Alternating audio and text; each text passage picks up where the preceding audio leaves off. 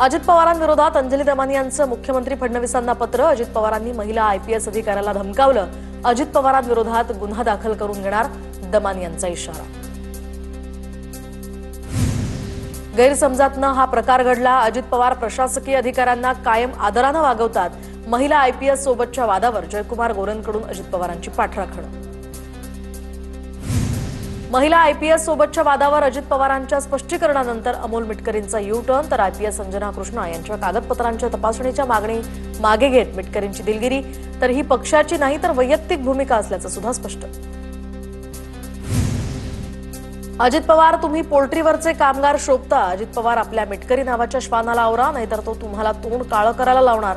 लक्ष्मण हाकेंची जहरी टीका। गेवराईमध्ये ओबीसी बांधवांकडून लक्ष्मण हाकेंचं जंगी स्वागत। लक्ष्मण हाकेंची विजयसिंग पंडितांवर जहरी टीका। तर काही दिवसांपूर्वी विजयसिंग पंडित आणि हाकेंसह समर्थकांमध्ये झाला होता राडा।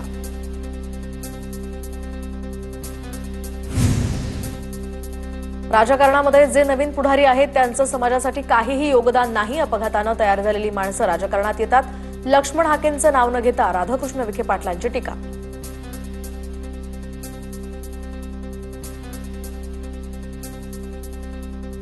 हाकेंच्या समर्थकांकडून वाल्मिक कराडच्या समर्थनात घोषणाबाजी। बीडच्या मांजरसुंबा चौकात कराडच्या समर्थनात घोषणाबाजी। वाल्मिक कराड संतोष देशमुख हत्या प्रकरणातला मुख्य सूत्रधार। अजित पवारांच्या बोलण्याचं कुणीही समर्थन करू शकत नाही। अजित पवार त्यांच्या स्वभावाप्रमाणे बोलले, पण ते चुकीचं होतं। आयपीएस अधिकाऱ्याशी झालेल्या वादावरून प्रवीण दरेकरांचं वक्तव्य।